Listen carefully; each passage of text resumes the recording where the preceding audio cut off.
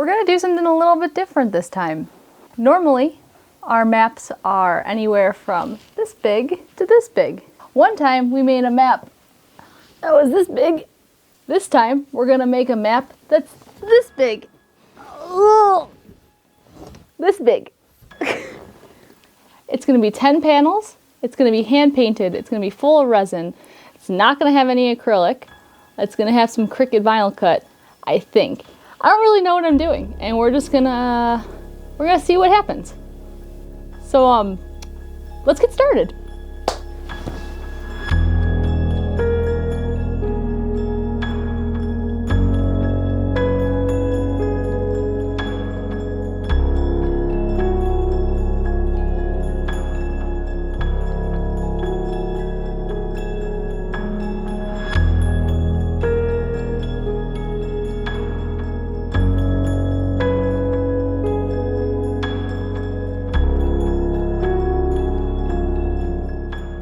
With this map, it's a little bit more complex than my usual ones.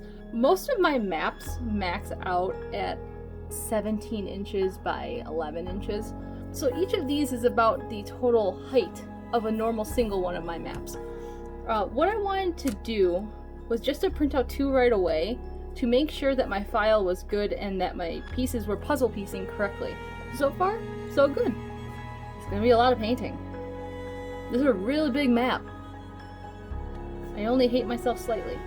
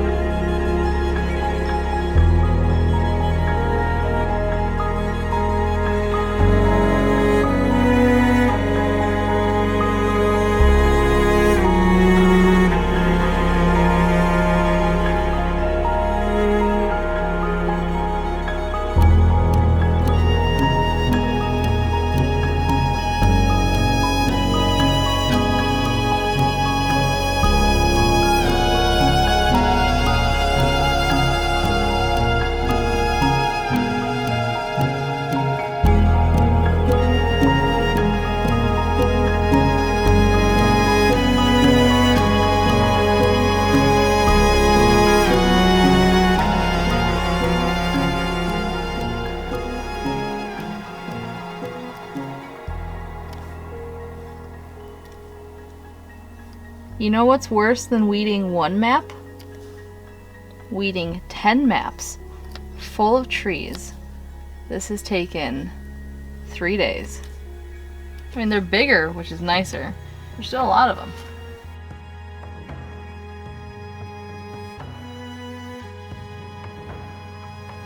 Okay, so we are at the point now with the new Breath of the Wild map that I need to start gluing this down because it's kind of getting unruly as a bunch of different pieces. We have 10 individual pieces at this point. I started to paint the trees on some of them, and then I realized I just want to be able to have all of this down to paint everything at once rather than looking at 10 different panels and losing pieces along the way. So what we're gonna do now is just put it all out there, lay it all down, glue it down, get this over with so it's on one flat surface. And I'm gonna put my gloves on now so I can show you the product because of the fact that the bottles are all sticky because Turi left them on their sides. We're going to use 5-minute epoxy on every piece, and then we are going to seal the edges with some CA glue. And we're just going to work across all 10 panels and then start painting.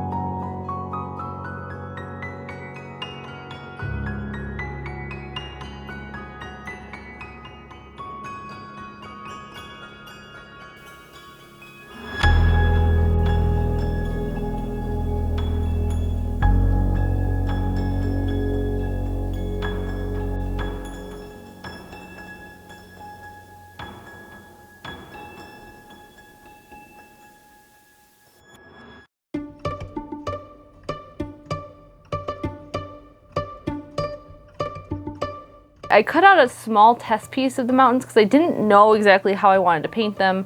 But I think I'm settling on this, where we have shadows on both sides of the mountains, all with little frosty white tops. So I'm going to start painting all of the mountains, as well as filling in any trees I haven't painted yet. Basically get this completely ready for resin.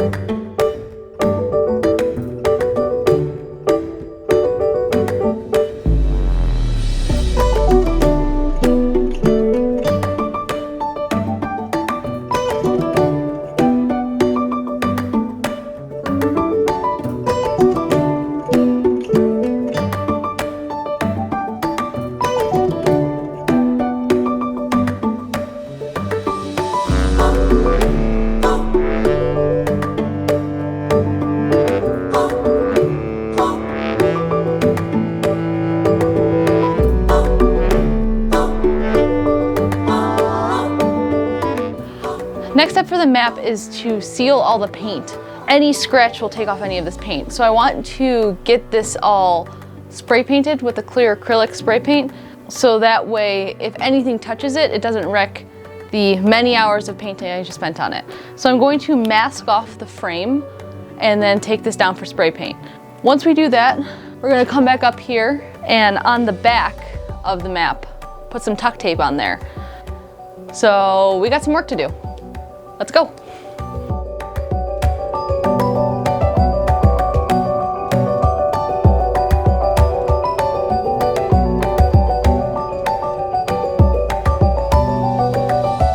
Here goes nothing.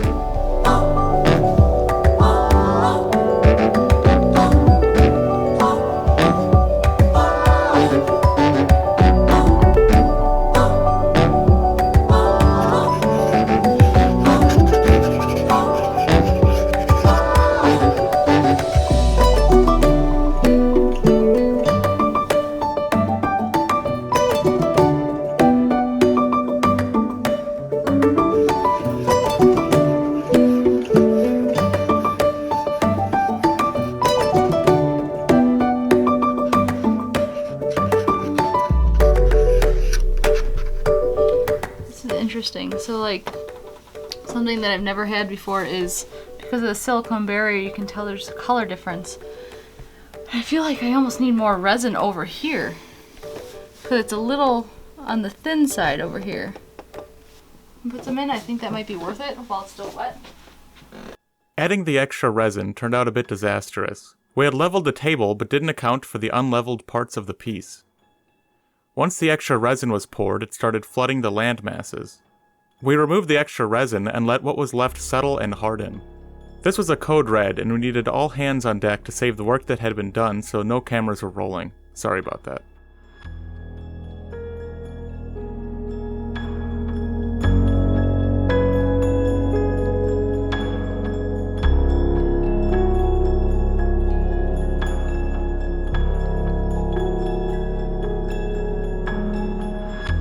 I'm actually going to remove this tape.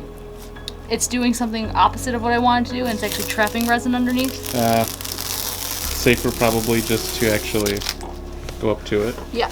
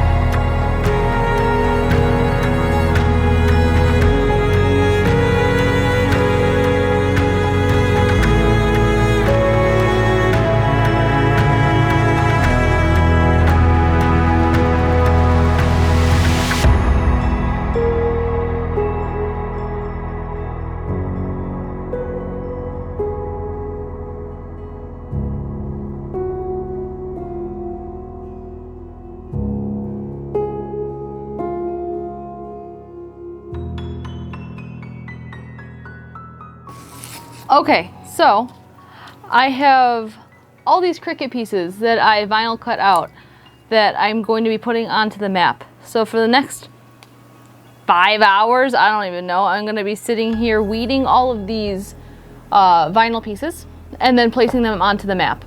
The reason I did it this way is because this map is so large. I could not think of a better way to do this at this point without a bigger laser cutter. I figured that the Cricut vinyl was probably the best way to do this. So, see you in like forever.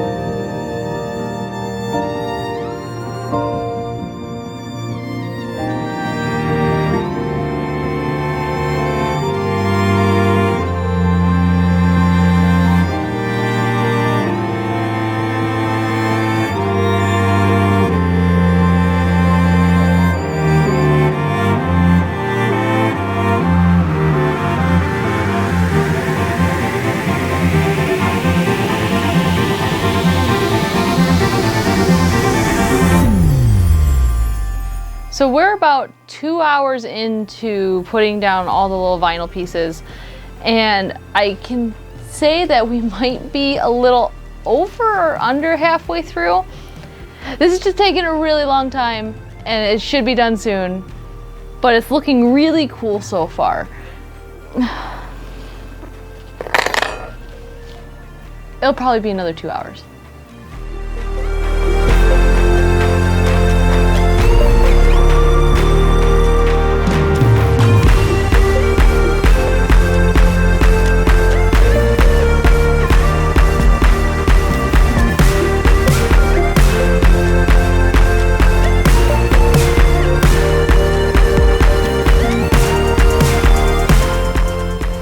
Well, I have finally gotten to a point on this map where I have one little location left to put on here, and it is the Hyrule Castle location. But before I do that, I need to put some UV resin around it. I need to create all the malice that's around the castle from the Calamity Ganon.